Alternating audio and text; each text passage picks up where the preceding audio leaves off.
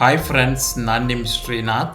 ಇವತ್ತಿನ ವಿಡಿಯೋದಲ್ಲಿ ನಾನು ಉತ್ತರ ಕನ್ನಡದ ಒಂದು ಹಾಂಟೆಡ್ ರೈಲ್ವೆ ಸ್ಟೇಷನ್ನಲ್ಲಿ ಒಬ್ಬ ವ್ಯಕ್ತಿಗೆ ಆದ ರಿಯಲ್ ಗೋಸ್ಟ್ ಎಕ್ಸ್ಪೀರಿಯನ್ಸ್ನ ನಿಮ್ಮ ಜೊತೆ ಶೇರ್ ಮಾಡ್ಕೊಳ್ತಾ ಇದ್ದೀನಿ.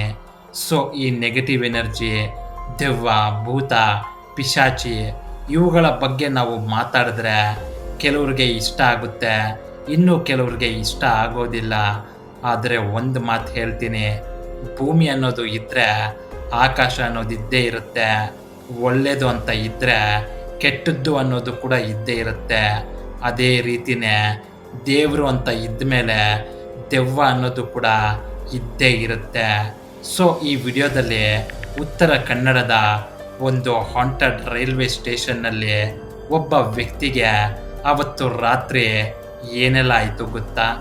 ಅವತ್ತು ರಾತ್ರಿ ಆ ರೈಲ್ವೆ ಸ್ಟೇಷನ್ನಲ್ಲಿ ಆದ ಘಟನೆಯನ್ನು ಕೇಳಿದ್ರೆ ಒಂದು ಕ್ಷಣ ನೀವು ಕೂಡ ಬೆಚ್ಚಿ ಬೀಳ್ತೀರಾ. ಬನ್ನಿ ವಿಡಿಯೋ ನೋಡ್ಕೊಂಬರೋಣ.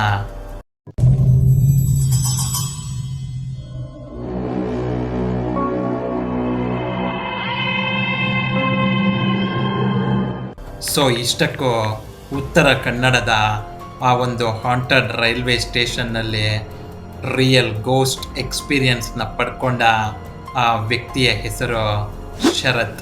ಇನ್ನು ಶರತ್ಗೆ ಈ ಒಂದು ರಿಯಲ್ ಗೋಸ್ಟ್ ಎಕ್ಸ್ಪೀರಿಯನ್ಸ್ ಆಗಿದ್ದು 1999ರಲ್ಲಿ. ಇನ್ನು ಶರತ್ ಹುಬ್ಬಳ್ಳಿಯ ನಿವಾಸಿಯಾಗಿದ್ದು ಅಲ್ಲೇ ಹುಬ್ಬಳ್ಳಿಯಲ್ಲೇ ಒಂದು ಕೆನರಾ ಬ್ಯಾಂಕ್ನಲ್ಲಿ ಕ್ಲರ್ಕ್ ಆಗಿ ಕೆಲಸ ಮಾಡ್ತಾ ಇರ್ತಾರೆ. ಶರತ್ ಕೆಲಸ ಮಾಡ್ತಾ ಇದ್ದ ಅದೇ ಕೆನರಾ ಬ್ಯಾಂಕ್ನಲ್ಲಿ ಉದಯ್ ಅನ್ನೋ ವ್ಯಕ್ತಿ ಕೂಡ ಕ್ಲರ್ಕ್ ಆಗಿ ಕೆಲಸ ಮಾಡ್ತಾ ಇರ್ತಾನೆ. ಸೊ ಒಂದೇ ಬ್ಯಾಂಕ್ನಲ್ಲಿ ಕೆಲಸ ಮಾಡ್ತಾ ಇದ್ದದ್ದರಿಂದ ಉದಯ್ ಮತ್ತು ಶರತ್ ಇವರಿಬ್ಬರ ಮಧ್ಯೆ ಒಳ್ಳೆಯ ಸ್ನೇಹ ಬೆಳೆಯುತ್ತೆ. ಹೋಗ್ತಾ ಹೋಗ್ತಾ ಇವರಿಬ್ಬರ ಮಧ್ಯೆ ಇದ್ದ ಫ್ರೆಂಡ್ಶಿಪ್ ಎಷ್ಟರ ಮಟ್ಟಿಗೆ ಹೋಗುತ್ತೆ ಅಂದರೆ ಇಬ್ಬರು ಅಣ್ಣ ತಮ್ಮಂದಿರ ಹಾಗೆ ಇರ್ತಾರೆ. ಈ ರೀತಿ ಎಲ್ಲ ನಾರ್ಮಲ್ ಆಗಿ ನಡೀತಾ ಇರುತ್ತೆ. ಆದರೆ ಅದೊಂದು ದಿನ ರಾತ್ರಿ ಶರತ್ ಲೈಫ್ನಲ್ಲಿ ಆಗಬಾರದ ಒಂದು ಘಟನೆ ನಡೆದೋಗುತ್ತೆ. ಅದೇನೆಂದರೆ, ಒಂದು ದಿನ ಮಧ್ಯಾಹ್ನ ಉದಯ್ ಮತ್ತು ಶರತ್ ಇಬ್ಬರು ಊಟ ತಿಂತಾ ಇರಬೇಕಾದ್ರೆ ಉದಯ್ ಶರತ್ಗೆ, ಹೇಯ್ ಶರತ, ರಾತ್ರಿ ನಮ್ಮಪ್ಪ ಫೋನ್ ಮಾಡಿದ್ರು ಕಣೋ, ನನಗೆ ಹುಡುಗಿನ ನೋಡ್ತಾ ಇದ್ದಾರಂತೆ, ಶನಿವಾರ ಹುಡುಗ ಬಾ, ಹುಡುಗಿನ ನೋಡ್ಕೊಂಡು ಬರೋಣ ಅಂತ ಕರೆದ್ರು, ನಾನು ಶನಿವಾರ ಹೋಗ್ತಾ ಇದ್ದೀನಿ ಅಂತ ಹೇಳ್ತಾನೆ. ಅದಕ್ಕೆ ಶರತ್ ಉದಯ್ಗೆ, ಹೌದಾ, ಹಾಗಾದರೆ ಇಷ್ಟರಲ್ಲೇ ನಮ್ಮ ಉದಯ್ ನಮ್ಮೆಲ್ರಿಗೂ ಮದುವೆ ಊಟ ಹಾಕಿಸ್ತಾನೆ ಅಂತ ಆಯಿತು ಅಂತ ತಮಾಷೆ ಮಾಡ್ತಾನೆ. ಅದಕ್ಕೆ ಉದಯ್, ಅದೆಲ್ಲ ಬಿಡು, ಆಮೇಲೆ ನೋಡ್ಕೊಂಡ್ರೆ ಆಯಿತು, ನಾನು ಶನಿವಾರ ಊರಿಗೆ ಹೋಗ್ತಾ ಇದ್ದೀನಿ, ನೀನು ಕೂಡ ನನ್ನ ಜೊತೆ ಬರಬೇಕು ಆಯಿತಾ? ಶನಿವಾರ ಹೋಗಿ ಭಾನುವಾರ ಇದ್ದು ಸೋಮವಾರ ಬಂದುಬಿಡೋಣ ಅಂತ ಹೇಳ್ತಾನೆ. ಅದಕ್ಕೆ ಶರತ್, ಲೋ, ನಾನು ಯಾಕೋ, ನೀನು ಆರಾಮಾಗಿ ಹೋಗ್ಬಿಟ್ಟು ಬಾ ಅಂತ ಹೇಳ್ತಾನೆ. ಅದಕ್ಕೆ ಉದಯ್, ಅದೆಲ್ಲ ನನಗೆ ಗೊತ್ತಿಲ್ಲ, ಶನಿವಾರ ಇಬ್ಬರು ಹೋಗ್ತಾ ಇದ್ದೀವಿ, ಹುಡುಗಿನ ನೋಡಿಕೊಂಡು ಸ್ವಲ್ಪ ಊರ ಕಡೆನೂ ಮಾತಾಡಿಸ್ಕೊಂಡು ಸೋಮವಾರ ಬಂದ್ಬಿಡೋಣ ಆಯಿತಾ ಅಂತ ಹೇಳ್ತಾನೆ. ಅದಕ್ಕೆ ಶರತ್, ಆಯ್ತಪ್ಪ, ಆಯ್ತು ಬಿಡು, ಬರ್ತೀನಿ ಅಂತ ಹೇಳ್ತಾನೆ. ಅದೇ ರೀತಿಯೇ ಶರತ್ ಮತ್ತು ಉದಯ್ ಇಬ್ಬರು ಶನಿವಾರ ರೆಡಿಯಾಗಿ ಉದಯ್ ಅವರ ಊರಿಗೆ ಹೋಗ್ತಾರೆ. ಉದಯ್ ಅವರ ಊರು ಉತ್ತರ ಕನ್ನಡ ಜಿಲ್ಲೆಯ ಕಳಂಬುಳಿ ಅನ್ನೋ ಗ್ರಾಮ. ಹೀಗೆ ಶರತ್ ಮತ್ತು ಉದಯ್ ಇಬ್ಬರು ಊರಿಗೆ ಹೋಗಿ ಅಲ್ಲಿ ಹುಡುಗಿಯನ್ನು ನೋಡಿಕೊಂಡು ವಾಪಸ್ ಮನೆಗೆ ಬರ್ತಾರೆ. ಮನೆಯಲ್ಲಿ ಎಲ್ಲರೂ ಹೀಗೆ ಕೂತ್ಕೊಂಡು ಮಾತಾಡ್ತಾ ಇರಬೇಕಾದ್ರೆ ಉದಯ್ ಅವರ ತಂದೆ ಮೆಟ್ಲಿಳಿಯೋದಕ್ಕೆ ಹೋಗಿ ಕಾಲು ಜಾರಿ ಕೆಳಗೆ ಬಿದ್ದೋಗ್ಬಿಡ್ತಾರೆ. ತಕ್ಷಣ ಅವರನ್ನು ಹಾಸ್ಪಿಟಲ್ಗೆ ಕರ್ಕೊಂಡು ಹೋಗಿ ಟ್ರೀಟ್ಮೆಂಟ್ ಕೊಡಿಸ್ತಾರೆ. ಡಾಕ್ಟರ್ಗಳು ಉದಯ್ ಅವರ ತಂದೆಯ ಕಾಲಿಗೆ ಕಟ್ಟು ಹಾಕಿ 1 ವಾರ ರೆಸ್ಟ್ ತಗೊಳ್ಬೇಕು ಅಂತ ಹೇಳಿರ್ತಾರೆ. ಅದಕ್ಕೆ ಉದಯ್ ಶರತ್ಗೆ, ಶರತ್, ನಮ್ಮ ಅಪ್ಪನ್ನ ನಾನು ಈ ಪರಿಸ್ಥಿತಿಲಿ ಬಿಟ್ಟು ಬರೋದಕ್ಕಾಗೋದಿಲ್ಲ, ನಾನು ಇನ್ನೂ ಒಂದು 2-3 ದಿನ ಇಲ್ಲೇ ಇದ್ದು ಆಮೇಲೆ ಬರ್ತೀನಿ, ನೀನೊಂದು ಕೆಲಸ ಮಾಡು, ಇವತ್ತು ರಾತ್ರಿ 10:45ಗೆ ಹುಬ್ಳಿಗೆ ಟ್ರೈನ್ ಇದೆ, ನೀನು ಆ ಟ್ರೈನ್ ಹತ್ತಿಬಿಡು, ಬೆಳಗ್ಗೆ ಅಷ್ಟೊತ್ತಿಗೆಲ್ಲ ನೀನು ಹುಬ್ಳಿನಲ್ಲಿರ್ತೀಯ ಅಂತ ಹೇಳ್ತಾನೆ. ಅದಕ್ಕೆ ಶರತ್, ಓಕೆ ಆಯ್ತು ಮಚ್ಚ, ಹಾಗೆ ಮಾಡ್ತೀನಿ ಅಂತ ಹೇಳ್ತಾನೆ. ಅದೇ ರೀತಿನೇ ಅವತ್ತು ರಾತ್ರಿ ಸುಮಾರು 10 ಗಂಟೆಗೆ ಉದಯ್ ಶರತ್ನ ಅವರ ಊರಿಗೆ ಹತ್ತಿರದಲ್ಲಿದ್ದ ರೈಲ್ವೆ ಸ್ಟೇಷನಲ್ಲಿ ಬಿಡ್ತಾನೆ. ಉದಯ್ ಮತ್ತು ಶರತ್ ಇಬ್ಬರು ರೈಲ್ವೆ ಸ್ಟೇಷನ್ ಒಳಗೆ ಹೋಗಿ ಪ್ಲ್ಯಾಟ್ಫಾರ್ಮ್ನಲ್ಲಿ ಹಾಕಿದ್ದ ಒಂದು ಬೆಂಚ್ ಮೇಲೆ ಕೂತ್ಕೋತಾರೆ. ರಾತ್ರಿ 10 ಗಂಟೆ ಆಗಿದ್ದರಿಂದ ಆ ರೈಲ್ವೆ ಸ್ಟೇಷನ್ನಲ್ಲಿ ಒಬ್ಬರು ಕೂಡ ಇರಲಿಲ್ಲ.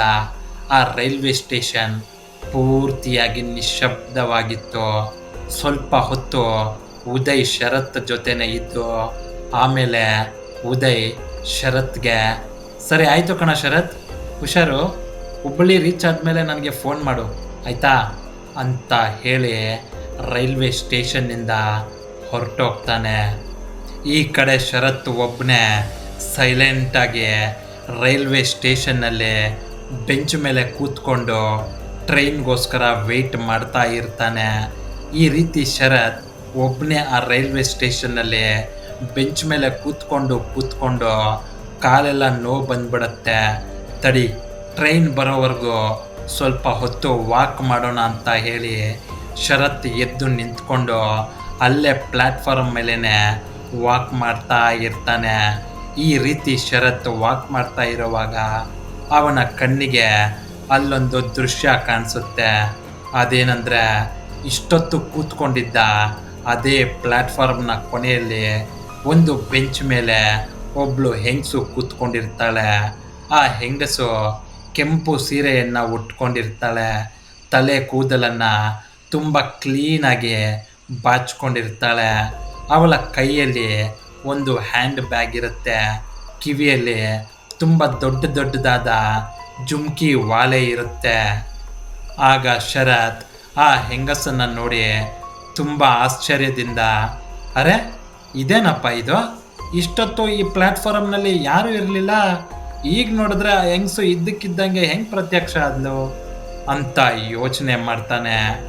ಮೋಸ್ಟ್ಲಿ ಅವಳು ಕೂಡ ನಂತರನೇ ನೈಟ್ ಜರ್ನಿ ಮಾಡೋದಕ್ಕೆ ಬಂದಿರಬೇಕು ಅಂತ ಅಂದ್ಕೊಂಡು ಸುಮ್ಮನೆ ಆಗಿಬಿಡ್ತಾನೆ. ಈ ರೀತಿ ಸೈಲೆಂಟಾಗಿ ಶರತ್ ಅವನ ಪಾಡಿಗೆ ಅವನು ಆ ಕಡೆಯಿಂದ ಈ ಕಡೆಗೆ, ಈ ಕಡೆಯಿಂದ ಆ ಕಡೆಗೆ ವಾಕ್ ಮಾಡ್ತಾ ಇದ್ದರೆ, ಮತ್ತೊಂದು ಕಡೆ ಆ ಹೆಂಗಸು ಸೈಲೆಂಟಾಗಿ ಅವಳ ಪಾಡಿಗೆ ಅವಳು ಆ ಪ್ಲ್ಯಾಟ್ಫಾರ್ಮ್ನ ಕೊನೆಯಲ್ಲಿ ಬೆಂಚ್ ಮೇಲೆ ಕೂತ್ಕೊಂಡಿರ್ತಾಳೆ. ಅದೇ ಟೈಮ್ಗೆ ಒಂದಷ್ಟು ದೂರದಲ್ಲಿ ಟ್ರೈನ್ ಹಾರನ್ ಶಬ್ದ ಶರತ್ ಕಿವಿಗೆ ಕೇಳಿಸುತ್ತೆ. ಆಗ ಶರತ್ ಟ್ರೈನ್ ಬರ್ತಾ ಇದೆ ಅಂತ ಅಂದ್ಕೊಂಡು ಅವನ ಕೈಗೆ ಬ್ಯಾಗ್ ತಗೋತಾನೆ.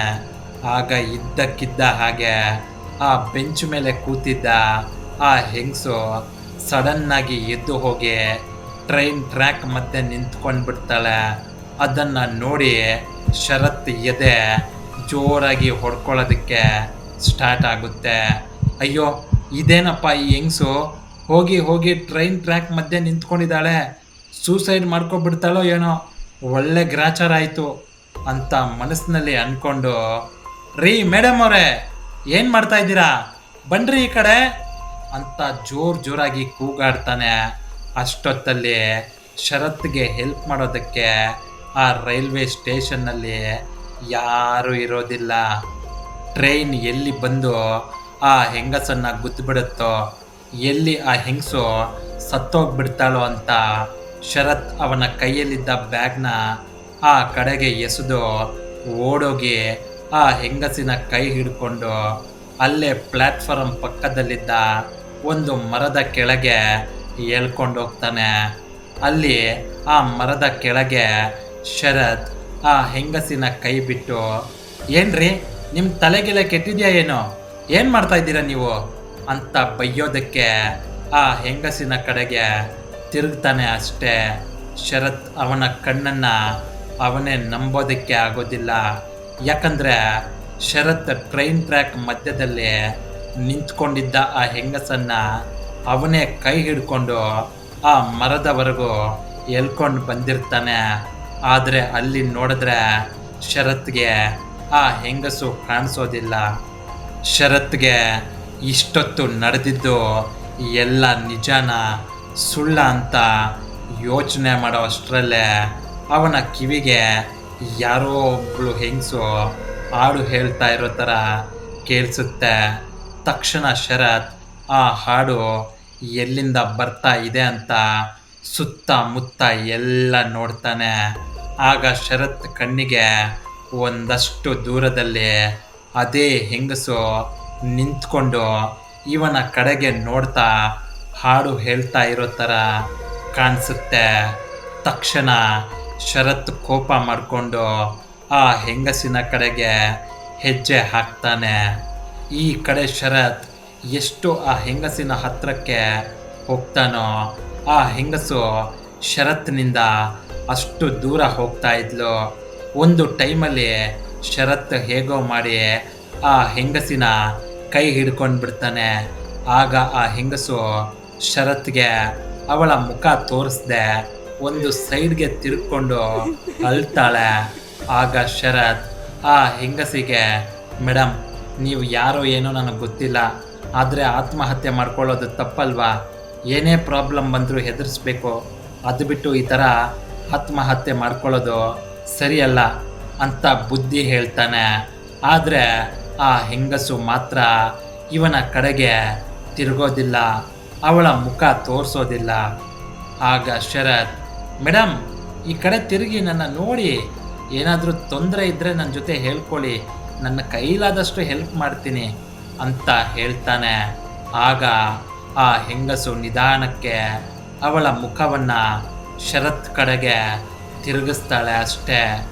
ಆ ಹೆಂಗಸಿನ ಮುಖ ನೋಡಿ ಶರತ್ ಜೋರಾಗಿ ನಿಂತ ಜಾಗದಲ್ಲೇ ಕಿರ್ಚ್ಕೊಂಡು ಪ್ಲ್ಯಾಟ್ಫಾರ್ಮ್ ಕಡೆಗೆ ಓಡಿ ಬಂದುಬಿಡ್ತಾನೆ.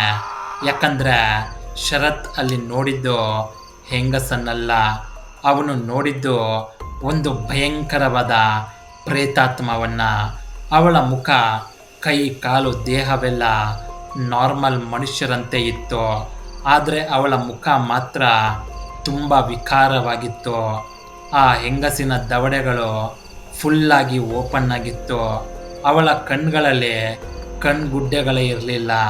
ಮತ್ತು ಅವಳ ಕುತ್ತಿಗೆಯ ಭಾಗದಲ್ಲಿ ತಲೆಯನ್ನು ಕತ್ತರಿಸಿ ಮತ್ತೆ ಸ್ಟಿಚ್ ಮಾಡಿರೋ ಥರ ಹೊಲಿಗೆ ಮಾರ್ಕ್ಗಳು ಕಾಣಿಸ್ತಾ ಇತ್ತು. ಶರತ್ ಎಷ್ಟು ಭಯ ಬಿದ್ದೋಗಿದ್ದ ಅಂದರೆ ಅವನ ಕೈಯಿಂದ ಸರಿಯಾಗಿ ನಿಂತ್ಕೊಳ್ಳೋದಕ್ಕೂ ಆಗ್ತಾ ಇರಲಿಲ್ಲ. ಜೋರಾಗಿ ಉಸಿರಾಡ್ತಾ ಇದ್ದ. ಶರತ್ ಭಯದಲ್ಲೇ ಏನು ಮಾಡಬೇಕು ಅನ್ನೋದು ಗೊತ್ತಾಗ್ತಾ ಇರಲಿಲ್ಲ. ಭಯಕ್ಕೆ ಪ್ಲ್ಯಾಟ್ಫಾರ್ಮ್ ಮಧ್ಯದಲ್ಲಿ ಆಗಲೇ ಅವನು ಬಿಸಾಕಿದ್ದ ಬ್ಯಾಗ್ನ ಕೈಯಲ್ಲಿ ಹಿಡ್ಕೊಂಡು ಕುಕ್ಕುರುಗಲು ಕೂತ್ಕೊಂಡು ತಲೆ ಬಗ್ಗಿಸ್ಕೊಂಡಿರ್ತಾನೆ. ಅದೇ ಟೈಮ್ಗೆ ಶರತ್ ವೆಯ್ಟ್ ಮಾಡ್ತಾ ಇದ್ದ ಟ್ರೈನ್ ಬಂದು ಪ್ಲ್ಯಾಟ್ಫಾರ್ಮ್ನಲ್ಲಿ ನಿಂತ್ಕೊಳ್ಳುತ್ತೆ. ಆ ಟ್ರೈನ್ನ ನೋಡಿ ಶರತ್ಗೆ ಹೋದ ಜೀವ ಮತ್ತೆ ವಾಪಸ್ ಬಂದಂತಾಗುತ್ತೆ. 1 ಸೆಕೆಂಡ್ ಕೂಡ ವೇಸ್ಟ್ ಮಾಡಿದೆ ಶರತ್ ಟ್ರೈನ್ ಹತ್ತಿ ಅಲ್ಲಿಂದ ಹೊರಟೋಗ್ಬಿಡ್ತಾನೆ. ಹುಬ್ಳಿ ರೀಚ್ ಆದಮೇಲೆ ಶರತ್ ಉದಯ್ಗೆ ಕಾಲ್ ಮಾಡಿ ನಡೆದ ಎಲ್ಲ ವಿಷಯವನ್ನು ಹೇಳ್ತಾನೆ. ಆಗ ಉದಯ್, ಅಯ್ಯೋ ಶರತ್, ಈ ಥರ ಎಲ್ಲ ಆಗೋಯ್ತಾ? ಸಾರಿ ಕಣೋ, ನಂದೇ ಕಣೋ ತಪ್ಪು. ನಿನಗೆ ಒಂದು ವಿಷಯ ಹೇಳೋದೇ ಮರ್ತೋಗ್ಬಿಟ್ಟಿದ್ದೆ. ಸುಮಾರು ವರ್ಷಗಳ ಹಿಂದೆ ಯಾರೋ ಒಬ್ಳು ಹೆಂಗಸು ಅದೇ ರೈಲ್ವೆ ಸ್ಟೇಷನ್ನಲ್ಲಿ ರೈಲ್ಗೆ ತಲೆ ಕೊಟ್ಟು ಸತ್ತೋಗಿದ್ಲು. ಆಗಾಗ ರಾತ್ರಿ ಹೊತ್ತು ಆ ರೈಲ್ವೆ ಸ್ಟೇಷನ್ ಅಕ್ಕಪಕ್ಕದಲ್ಲಿ ಯಾರಾದರೂ ಒಂಟಿಯಾಗಿ ಓಡಾಡಿದ್ರೆ ಈ ಥರ ಎಕ್ಸ್ಪೀರಿಯೆನ್ಸ್ ಆಗುತ್ತೆ. ನಿನಗೂ ಕೂಡ ನಿನ್ನೆ ರಾತ್ರಿ ಆಗಿರೋದು ಅದೇ ಥರನೇ, ಹೆದರ್ಕೋಬೇಡ, ಏನೂ ಆಗೋದಿಲ್ಲ ಅಂತ ಹೇಳ್ತಾನೆ. ಈ ವಿಷಯ ಕೇಳಿ ಶರತ್ಗೆ ತುಂಬ ಭಯ ಆಗೋಗುತ್ತೆ. ಇದು ಉತ್ತರ ಕನ್ನಡದ ಒಂದು ಹಾಂಟೆಡ್ ರೈಲ್ವೆ ಸ್ಟೇಷನ್ನಲ್ಲಿ ಒಬ್ಬ ವ್ಯಕ್ತಿಗೆ ಆದ ರಿಯಲ್ ಗೋಸ್ಟ್ ಎಕ್ಸ್ಪೀರಿಯನ್ಸ್. ನಿಮಗೇನಾದರೂ ಇದೇ ರೀತಿ ಎಕ್ಸ್ಪೀರಿಯನ್ಸ್ ಆಗಿದ್ದರೆ ಅದನ್ನು ನೀವು ನನ್ನ ಜೊತೆ ಶೇರ್ ಮಾಡ್ಕೊಳ್ಬಹುದು. ನಿಮ್ಮ ಸ್ಟೋರಿನ ನಾನು ಈ ನಿಮ್ಮ ಚಾನೆಲ್ನಲ್ಲಿ ಎಲ್ಲರ ಜೊತೆ ಶೇರ್ ಮಾಡ್ಕೋತೀನಿ. ಸೊ ಫ್ರೆಂಡ್ಸ್, ಇದು ಇವತ್ತಿನ ರಿಯಲ್ ಹಾರರ್ ಸ್ಟೋರಿಯಾಗಿತ್ತು. ನಿಮಗೇನಾದರೂ ಈ ಸ್ಟೋರಿ ಇಷ್ಟ ಆಗಿದ್ದರೆ ದಯವಿಟ್ಟು ಈ ವಿಡಿಯೋನ ತಮ್ಮ ವಾಟ್ಸಪ್ ಗ್ರೂಪ್ನಲ್ಲಿ ಎಲ್ರಿಗೂ ಶೇರ್ ಮಾಡಿ. ಮತ್ತೊಂದು ಇಂಟ್ರೆಸ್ಟಿಂಗ್ ಮತ್ತು ರಿಯಲ್ ಹಾರರ್ ಸ್ಟೋರಿಯೊಂದಿಗೆ ನಿಮ್ಮನ್ನು ಮುಂದಿನ ವಿಡಿಯೋದಲ್ಲಿ ಭೇಟಿ ಮಾಡ್ತೀನಿ. ವಿಡಿಯೋ ನೋಡಿದ್ದಕ್ಕೆ ಧನ್ಯವಾದಗಳು.